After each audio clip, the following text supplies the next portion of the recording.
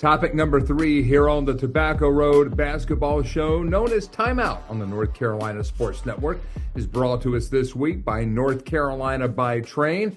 And gentlemen, over the past month, North Carolina's Tar Heels have played much better. They played a pretty good game the other night against Duke in the Smith Center, but eventually fell by a similar score as the first game. So, number 1, is North Carolina prepared to perhaps make a run here in Charlotte? And then number 2 is, if they do not get over the hump, will they accept a bid to the NIT? David, let's start with you. Yeah, I think the Tar Heels are playing a lot better now than they were for most of the season, Mike. You know, we have been talking about on this show the poor backcourt chemistry, and it's gotten better. We've been talking on this show about the Tar Heels at some points among the league's worst team three-point shooting. And some of the worst three-point shooting in Carolina's recent or modern basketball history. That has gotten better. The defense has faded a little bit, but remember, early this season it wasn't so good, and that got better. So credit to Hubert Davis, at least in a narrow sense. There was a defensive problem early this season. He helped it get better. And it's never going to be great just because of the lack of a high-quality big man and no rim protector, et cetera. There's no coach on earth that would turn this Carolina team into a great defensive squad. But those offensive issues have gotten better. And right now, not everybody is shooting with confidence from the perimeter. It would really help the Heels if Seth Trimble found his game again. But Jalen Withers is shooting 43% from long range. R.J. Davis is only at 33%, but if you look at that over a shorter period, it's a lot closer to the 40% that we're used to seeing from him in his better days. Drake Powell, the fantastic freshman, recent guest on the David Glenn Show, he's at almost 40% from three-point land. So the Heels have weapons. The Heels have become, one of the probably 5 or 6 best offensive teams in the ACC with their improvements. They've been one of the 5 best defensive teams in the league pretty much all season after those non-conference struggles on the defensive end of the floor. So they're getting better. I think they'll win their opener. I believe they're a better basketball team than Wake Forest right now, which would be their quarterfinal opponent. And then, of course, they would run smack dab into the Duke Blue Devils, who absolutely annihilated them in the first half in that game in Durham earlier this year, such that the second half barely mattered. And then the Tar Heels did at least push the Blue Devils in a way most ACC teams did not this year.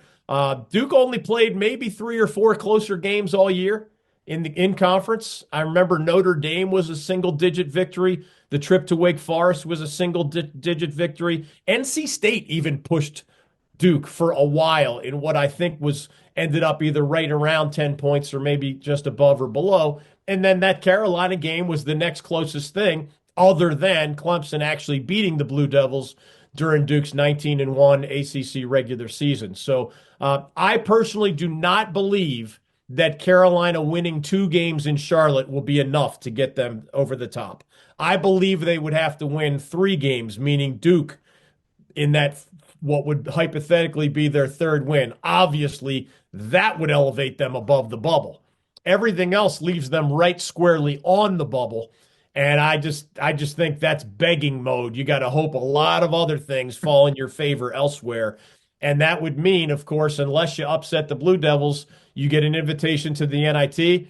My guess, Mike, because a guy like Ian Jackson is headed to the NBA in all likelihood, Drake Powell has a decision to make and also could go straight to the NBA after 1 year in Chapel Hill. R.J. Davis, as a captain and a 5-year guy, I'm sure would be asked by Hubert Davis his thoughts about going forward. But as the Tar Heels did a couple of years ago when they were wallowing in disappointment, they turned down the bid then. I think they would probably turn down the bid to the NIT again this year if it comes to that.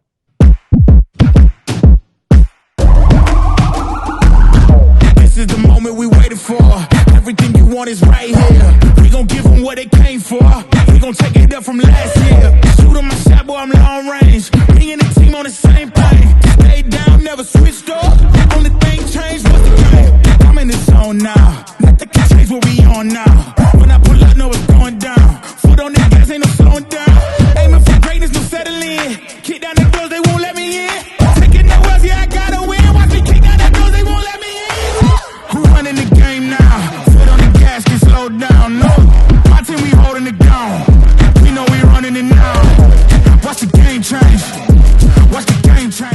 This is going to be a fascinating exercise in what really matters to the committee, and not just because Bubba Cunningham, the AD at North Carolina, is the chairman of the committee. He obviously has to be outside of the room when Carolina is discussed, if they even are discussed, any conversations relative to bubble teams.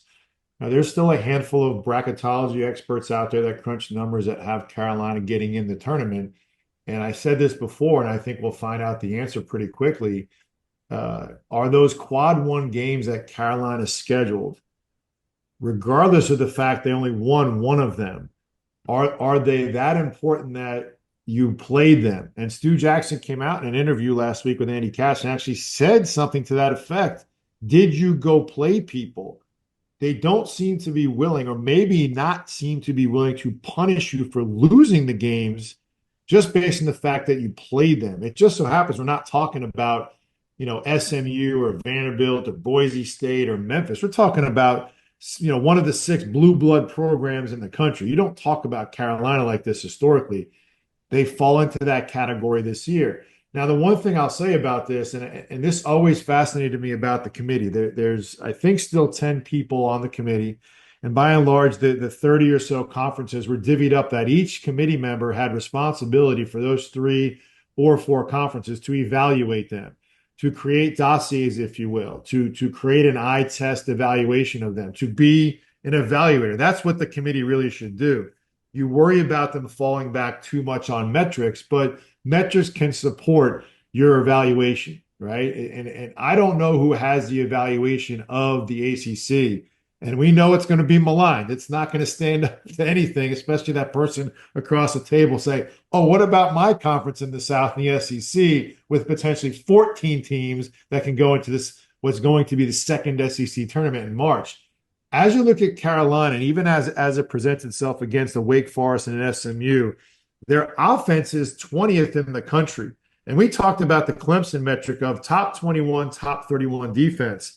Their defense is not really close to 31, but it's not that far away to the point where Wake Forest offense is 140, right? So they're not even in the neighborhood, let alone time zone of what top 20 would be. Carolina at 69 in defense has a chance to improve upon that to the point of maybe winning a couple of those games. I'm not sure, or maybe not as confident as David is, that one early loss or even a late loss would keep them out. Certainly 2 wins would solidify them even more. And if they had a chance to play in the finals, I think it obviously gives them a better chance. As it turns out, of a decision to be made, obviously there's no decision if they get the bid. If they don't get the bid, this is a little akin to, at this level, really not wanting to delay what you need to do to get ready for the future. In the past, and we did this, different level at Santa Clara, of course we paid a fee to play in the CIT or the CBI. We're trying to build a program. We're trying to get our young kids experience in a postseason environment, albeit not a true one because there was no neutral site games, road games, but road games that meant something because it was one and done, and we won both of those. This is a completely different deal.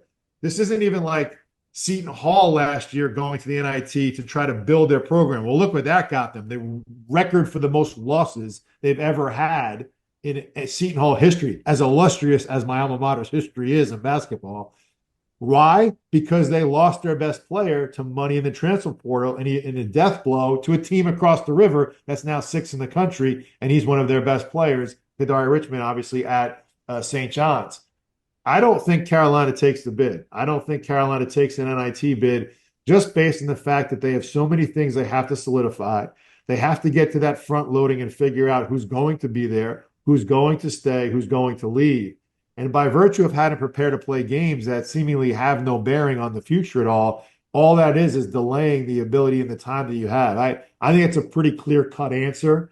It's kind of tough, but I think it's less of a black mark on your history and on your season if you turn it down now than ever before. Because now, as we talked about for the first 2 segments, this is day by day, year by year. It's transient. You've got to get ready. Time is ticking. Guys are leaving their teams to go coach.